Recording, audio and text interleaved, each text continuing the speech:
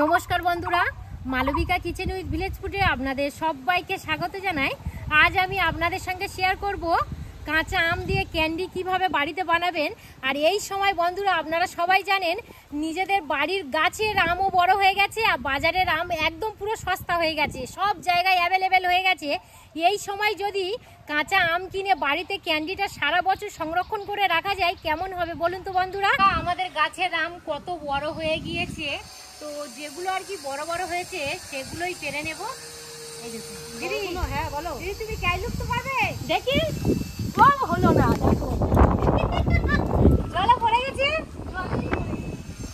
তো বড় আম দেখো গো। একে একে কিছু আম এইভাবে পেরে নেব। বাহ, আর পারবো নাকি? হ্যাঁ হ্যাঁ, আর একটা পারো, আর একটা। এই দেখুন বন্ধুরা, দুটো আম পাড়া হয়ে গেল। আর এই আমটা হচ্ছে খোসা মিটে আম, সিঁদুরে আম যেটা আর কি বলা হয়, পাকলে বোটার কাছে পুরো একদম সিঁদুর হয়ে যায়। এখানে গাছে থেকে 5 পিস আম পেরে নিয়েছি, আর এই 5 পিস আম দিয়েই ক্যান্ডিটা বানাবো। তো আমের পরিমাণটা আপনারা কমিয়ে বাড়িয়ে নিতেই পারেন। তো এবারে কি করছি দেখুন, এই আমের যে সাইজটা দেখছেন বন্ধুরা, এই আমের জাতটা এত বড় হয় কি বলবো। এবারে এই বোটাটা কেটে নিয়ে খোসাটা ছাড়িয়ে নেব। আর টাটকা গাছের আম আটাটা দেখুন কিভাবে পড়ছে। টাটকা তো পাড়া হলো ওদি, এই আমগুলো না গদি অনেক বড় বড় হয় সাইজে, শুধু কত বড় বড় হয় দেখবে, জাতটা খুব ভালো গদি, বড় জাতের আম। হ্যাঁ, এইভাবে আমটা খোসা ছাড়িয়ে নিয়েছি। এবারে ঠিক মাঝে থেকে এইভাবে কেটে নেব। আর ক্যান্ডি বানানোর জন্য এখানে যেটা মেন উপকরণ সেটা আমি বলে দিই, খুব কিন্তু মানে বাগড়া বসে যাবে সে আম নিলে হবে না, একটু কচি নিতে হবে। আর আঁটিটা দেখুন ঠিক এই রকমই, আর ঠিক এই রকমই পিচ করে নেব। খুব পাতলা নয়, আবার কিন্তু খুব মোটা নয়, মাঝারি মাঝারি, ঠিক এই রকমই। এমন করে ছাড়াতে হবে সবুজ অংশটা যাতে না থাকে।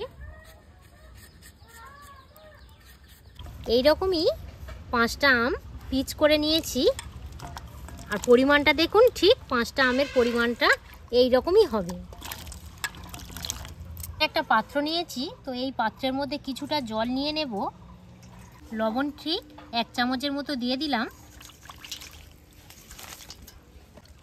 এখান থেকে ঠিক তুলে এই লবণ জলের মধ্যে দিয়ে দেব। তাতে কি হবে, এই যে কষটা আপনারা দেখতে পাচ্ছেন, আমি এখানে যদি 10 মিনিট ভিজিয়ে রেখে দিই সম্পূর্ণ কষ খুব সুন্দরভাবেই বেরিয়ে যাবে। তাতে কিন্তু ক্যান্ডিটা খুবই সুন্দর খেতে লাগবে। আর 10 মিনিট এইভাবে রেস্টে রেখে দেবো, আবার 10 মিনিট পর ফিরে আসছি। মিনিট হয়ে গেছে, এবারে চাপাটা খুলে নেব। আর এই দেখুন জলের মধ্যে কতটা আরও কষ বেরিয়েছে আপনারা দেখতেই পাচ্ছেন। এবার আমি পরিষ্কার জল দিয়ে 1 থেকে 2 বার একটু ভালো করে ধুয়ে নেব। এবারে যে উপকরণ নিয়েছি সেটা হলো বাতাসা। তো বন্ধুরা এই সময় প্রত্যেক জায়গাতে দেখবেন হরিনাম মৎস্যব করা হয়। তো সেই মৎস্যবের যে হরুলিটের যে বাতাসা আমরা গুঁড়োই, দেখবেন এই সময় প্রত্যেক বাড়িতেই বাতাসা থাকে।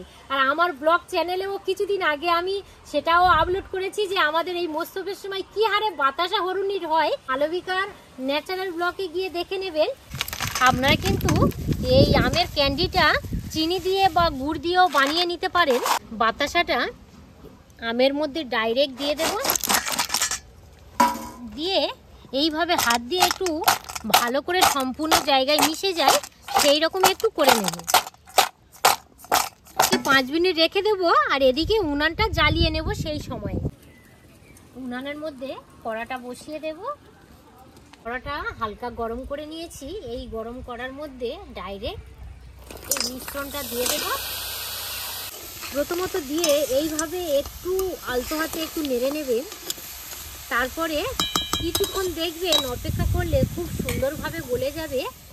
আমি 5 থেকে 6 মিনিট পর আবার আপনাদের সঙ্গে দেখা হচ্ছে। তো জাল করে নিয়েছি, এবারে 5 মিনিট পর চাপাটা খুলে দেখাবো। কত সুন্দর একটা কালার এসছে বন্ধুরা দেখুন। আর 5 মিনিট পর দেখবেন এইভাবে একটু আর কি রস রস মতো হবে। আরও কিছুক্ষণ জাল করে নিলে খুব সুন্দরভাবে একটা কালার চলে আসবে, আর এই রসটাও খুব সুন্দরভাবে অ্যাডজর্ব হয়ে যাবে। নিয়েছি তো এই পাত্রের মধ্যে একটু তেল দিয়ে দেব। তেল দিলে কি হয়, যখনই ক্যান্ডিটা রেডি হয়ে যাবে খুব সুন্দরভাবে উঠে আসবে।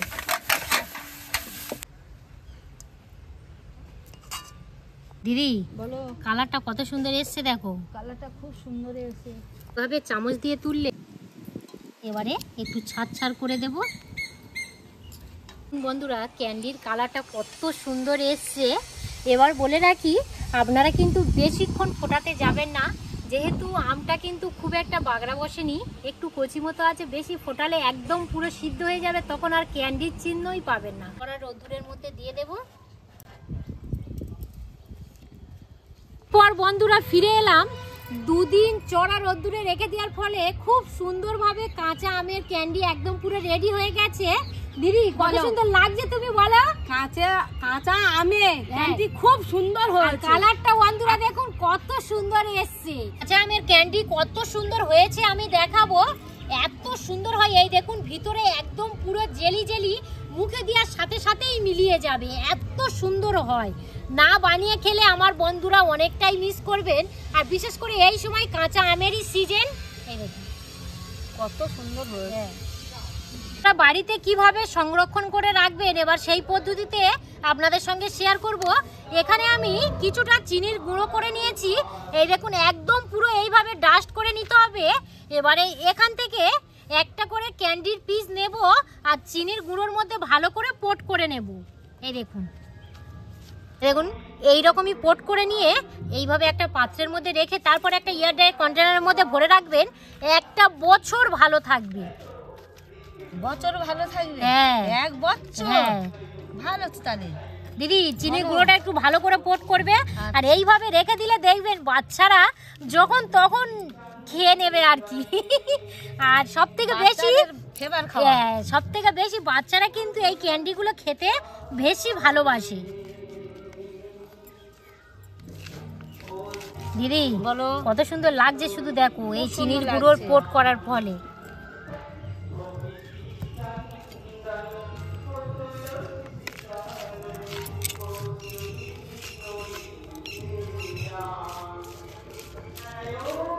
একদম পুরো রেডি হয়ে গেছে কাঁচা আমের ক্যান্ডি। আর একবার আপনারা যদি বানিয়ে খান, এই আমের সিজনে বারে বারে বানিয়ে খাওয়ার ইচ্ছাটাই আপনাদের বেড়ে যাবে। তো এবার আমরা টেস্ট করে নেবো। আর বেশিক্ষণ অপেক্ষা করে থাকতে পারছি না, অটোমেটিক আর কি গালে থেকে জল এসে গেছে। দিদি নিয়ে নাও। কত সুন্দর হয়েছে দেখেছো? খুব সুন্দর হয়েছে। আর এখন তো রোদের কোনো অভাব নেই, প্রচন্ড হারে রোদ উঠছে। এই সময় আপনারা বানিয়ে রেখে দেবেন। তাড়াতাড়ি গালের ভিতর দিয়ে দাও। হেবি সুন্দর তো। হেভি মানে কতটা সুন্দর ফ্লেভার এসছে আমি বলছি। ভিতরে একটা জেলি জেলি, সেটা তো খুব সুন্দর লাগছে। টক টক মিষ্টি মিষ্টি, ঝাল ঝাল টক টক। ঝালটা লাগে, ঝাল হয়নি, টক টক মিষ্টি মিষ্টি আর মিষ্টি খুব সুন্দর হয়েছে। আমি যেহেতু চিনির পরিমাণটা একটু কম দিয়েছিলাম, সরি চিনি দিইনি, বাতাসা দিয়েছিলাম, বাতাসার পরিমাণটা একটু কম দিয়েছিলাম, একটু টক টকটা বেশি হচ্ছে। আর আপনারা যদি একটু মিষ্টি খেতে চান তাহলে বাতাসার পরিমাণটা একটু বাড়িয়ে দেবেন। বাচ্চাদের খাবার কেমন লাগলো বলো দিদি? খুব বিশেষ সুন্দর করে হয়েছে। যদি এই ক্যান্ডিটা দুপুরে ভাত খাওয়ার পরে যদি খাওয়া যায়, জাস্ট একদম জমে যাবে। কিচ্ছু আর লাগবে না, ভাত খেয়ে তুমি এইটা নিয়ে বসবে, জমে যাবে, আর কিচ্ছু লাগবে না। খুব ভালো হয়েছে দিদি, খুব ভালো হয়েছে, এত সুন্দর হয়েছে কি বলবো, বারবার বানাতে ইচ্ছা হয়। মুখে দেওয়ার সাথে সাথে হ্যাঁ, তাই না দিদি? মিলে যাচ্ছে টক টক মানে। মিষ্টি মিষ্টি, টক টক মিষ্টি মিষ্টি। তো আমার বন্ধুদের কাছে রিকোয়েস্ট করব, এই আমের সিজনে একবার হলেও বাড়িতে এই আমার মতো প্রসেসে কাঁচা আম দিয়ে ক্যান্ডি বানিয়ে খেয়ে দেখবেন, খুবই সুন্দর লাগবে। আর অবশ্যই করে একটা কাঁচের এয়ারটাইট কন্টেনারের মধ্যে রাখার চেষ্টা করবেন, তাতে আরও ভালো থাকবে। তো পর্বটা এখানেই শেষ করলাম। আর আপনাদের কেমন লাগলো অবশ্যই কিন্তু কমেন্ট করে জানাবেন, আমি কমেন্টের আশায় অপেক্ষা করব। আর যে সকল বন্ধুরা ইউটিউব চ্যানেল থেকে দেখবেন, যদি ভালো লেগে থাকে তাহলে বেশি বেশি করে লাইক শেয়ার সাবস্ক্রাইব করে পাশে থাকবেন। আর যদি মালবিকার রান্নাঘর ফেসবুক পেজ থেকে দেখে থাকেন তাহলে পেজটা ফলো করে সাথে থাকবেন। আপনারা সবাই ভালো থাকবেন, সুস্থ থাকবেন। আরও একটি নতুন পর্বে আপনাদের সঙ্গে দেখা হচ্ছে, ততক্ষণে আপনারা আপনাদের খেয়াল রাখবেন। ধন্যবাদ।